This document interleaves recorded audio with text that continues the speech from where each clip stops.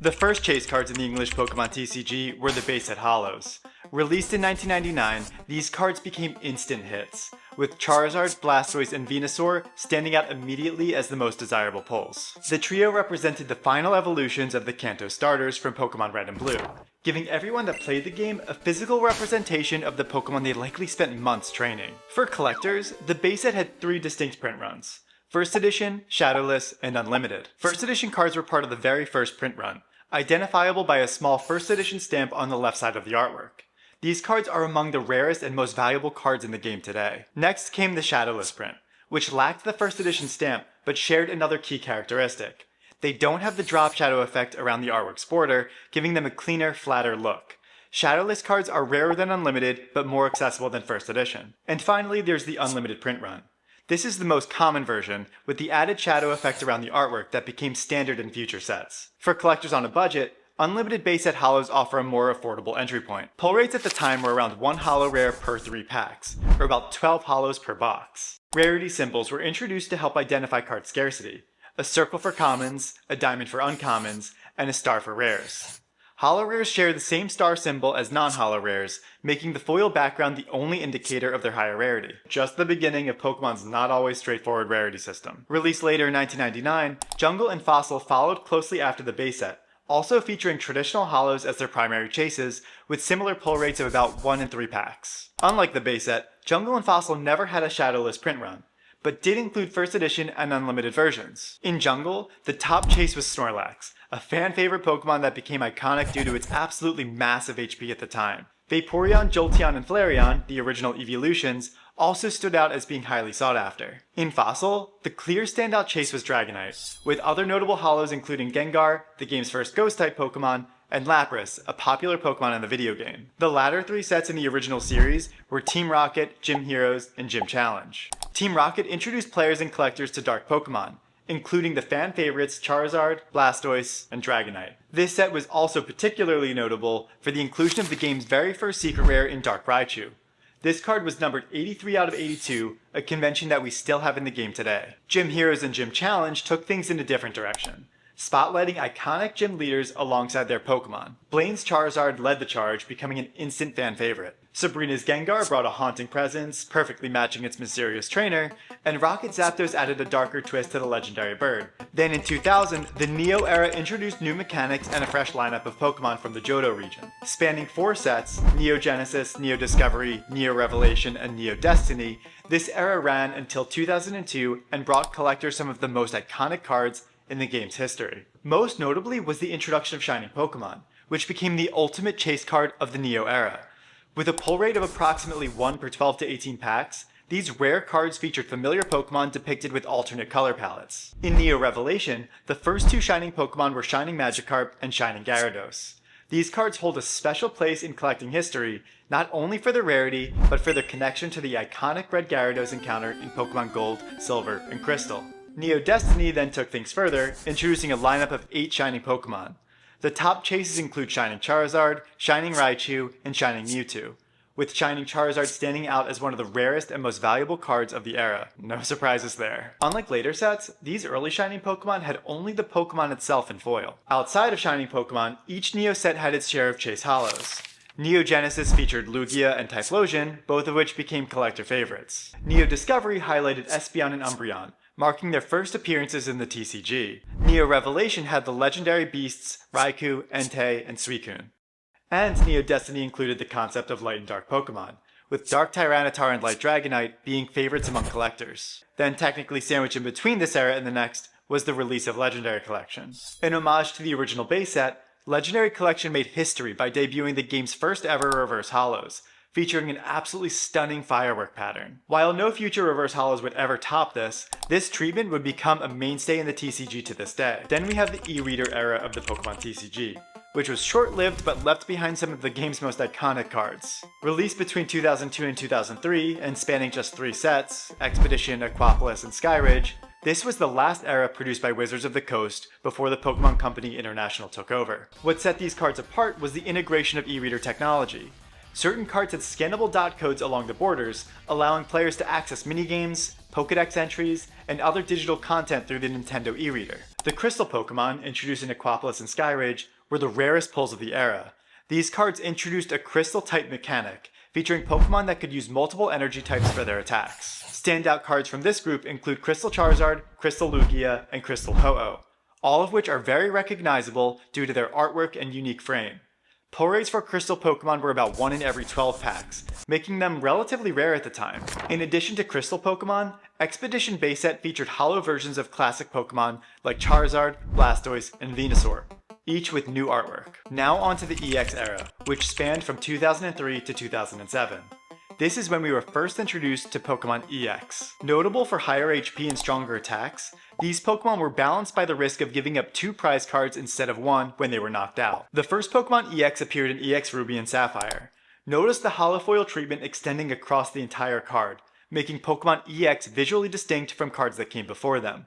Notable early EX cards include Mewtwo EX, Kyogre EX, and Groudon EX. As the era progressed, Gold Star Pokemon emerged as the era's ultimate chase.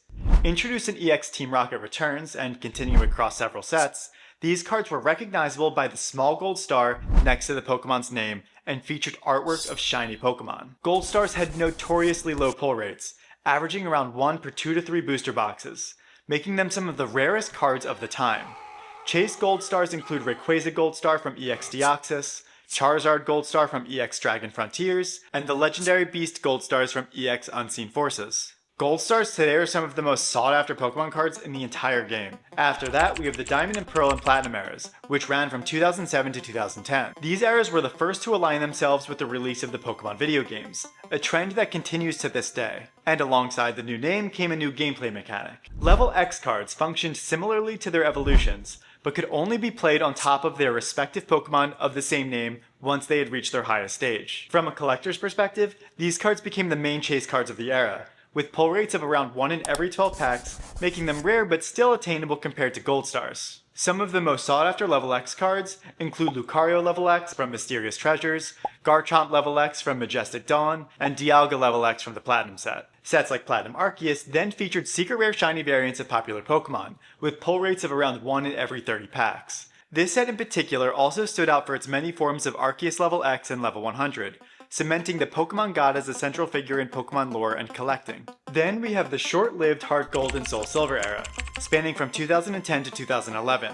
Much like the video games they were named after, these sets revisited the Johto region. One of the standout features of this era was the introduction of Prime Pokemon. These cards showcased Pokemon with enhanced abilities and higher stats, standing out with bold artwork that zoomed in on the Pokemon's face and featured a unique silver border. Prime cards had a pull rate of about 1 in every 6 packs, making them relatively accessible but still highly collectible, especially for popular Pokemon like Typhlosion, Feraligatr, and Gengar. Another defining chase of the Heartgold and Soulsilver era were the Legends, unique 2-piece cards that had to be combined to form a full image of a legendary Pokemon. Pull rates for Legend cards were about 1 in every 12 packs, making complete sets fairly difficult to get a hold of. Key Legend cards from this time include Lugia and Ho-Oh from the Heartgold and Soulsilver base set, and Rayquaza and Deoxys from Undaunted. Now onto the Black and White era, which ran from 2011 to 2013, and introduced collectors to a new generation of Pokemon from the Unova region. Mechanically, the biggest innovations of this era were the introduction of Pokemon EX, capital EX this time.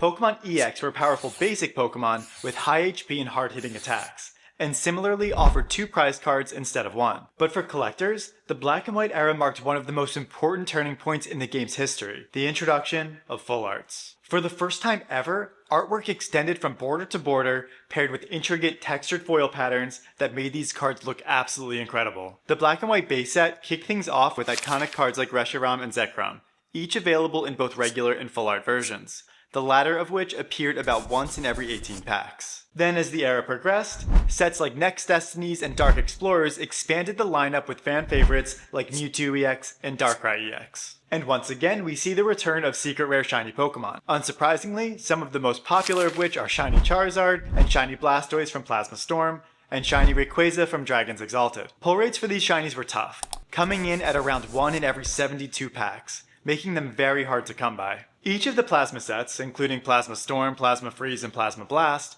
introduced another unique mechanic and card treatment, complete with blue borders and Team Plasma branding. Then the XY era, which spanned from 2014 to 2017, introduced players and collectors to the Kalos region. But what really made this generation stand out was the debut of Mega Pokemon.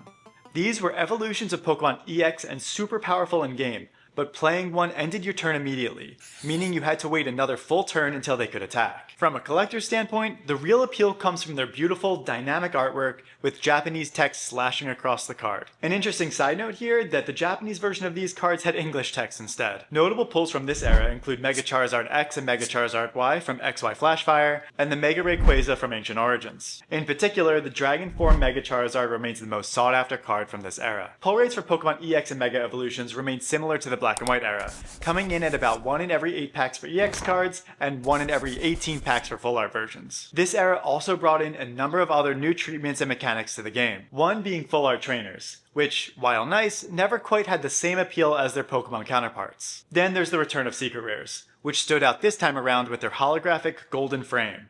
One notable example being the Gyarados EX from Breakpoint. With a pull rate of roughly 1 in 72 packs, these were hard to come by, but since they were only one or a few per set, they're not too rare by today's standards. In XY Breakthrough, we also got a new mechanic in Break cards, which behave like normal evolutions, except they also maintain the attacks and abilities of the Pokemon they evolved from. These never quite caught on, I can't imagine why. In this era, we were also introduced to special sets, which are unique expansions that don't follow the traditional release structure. These sets weren't sold in booster boxes, but instead came exclusively through products like collection boxes, tins, and elite trainer boxes, making them feel a bit more exclusive. Most consider the first full-size special set to be Generations, which was released in 2016 as a part of Pokemon's 20th anniversary celebration. In addition to being a nostalgic trip through memory lane, Generations also introduced the Radiant Collection, a subset of cards with unique foil patterns and a game mechanic that allows only one per deck. Evolutions, another special release and the final set of the era, paid homage to the base set with reimagined versions of classic cards. While the set initially had a mixed reception, some collectors felt it relied too heavily on nostalgia, it has since become one of the most sought after expansions of the era. The reimagined base set Charizard is a particular favorite among collectors. Now we make our way to the Sun and Moon era,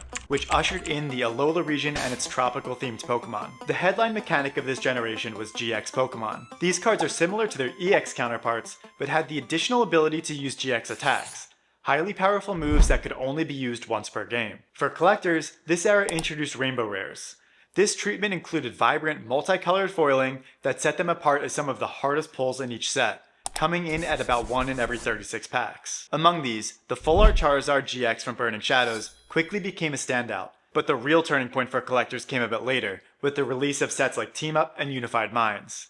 Here we were given tag teams, cards that featured amazing artwork showcasing two Pokemon sharing the same card. Chases like Gengar and Mimikyu, spooky, Latios and Latias with undeniably adorable artwork, and the unlikely duo of Mewtwo and Mew won over collectors for the remainder of the Sun and Moon era, providing some of the most unique designs the TCG had seen. The Sun and Moon era closed out in a big way with the release of Hidden Fates, a special set that was a clear nod to nostalgic collectors. The highlight was the introduction of the Shiny Vault, a massive subset of shiny Pokemon. Cards like the shiny Charizard GX skyrocketed in popularity, because people simply cannot get enough of their color-shifted fire-breathing lizard. Next, the Sword and Shield era, spanning from 2020 to 2023, introduced the Pokemon world to the Galar region. Mechanically, this era brought in two new card types.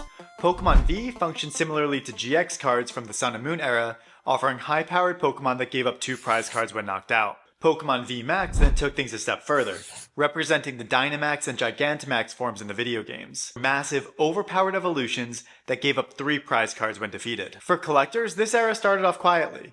Early sets like Sword and Shield Base and Rebel Clash offered new V and V Max Pokemon, but nothing that dramatically shifted collector interest. Then that changed in a big way with the introduction of alternate art V and V Max cards, which quickly became the era's standout chase. These cards featured intricate story-driven artwork that went far beyond the usual battle poses, showcasing Pokemon in natural environments or engaging in slice-of-life moments. Pull rates for specific VMAX alternate arts were notoriously low, with estimates ranging as low as 1 in 2,000 packs, making them some of the hardest to pull cards in the game's history. Among these, the Evolution V and VMAX cards from Evolving Skies emerged as the ultimate collector targets.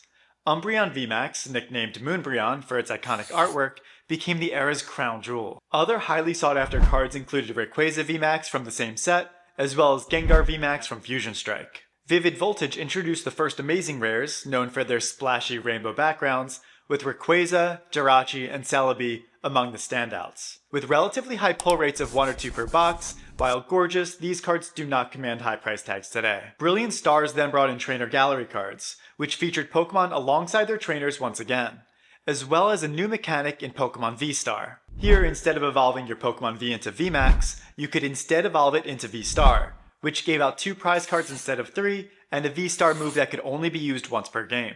Celebrations then honored the franchise's 25th anniversary with classic reprints like Base Set Charizard and unique promos such as the Gold Star Umbreon, this time with a fun little stamp. And lastly, Crown Zenith capped off the era with its Galarian Gallery, showcasing a few stunning V-Stars and a secret rare Pikachu. That brings us to today.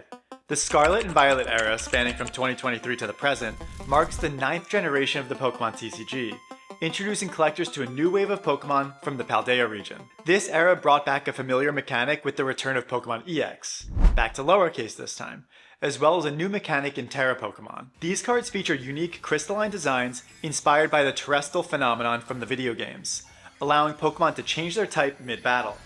In the card game, these Pokemon simply cannot be damaged while on the bench, nothing too crazy there.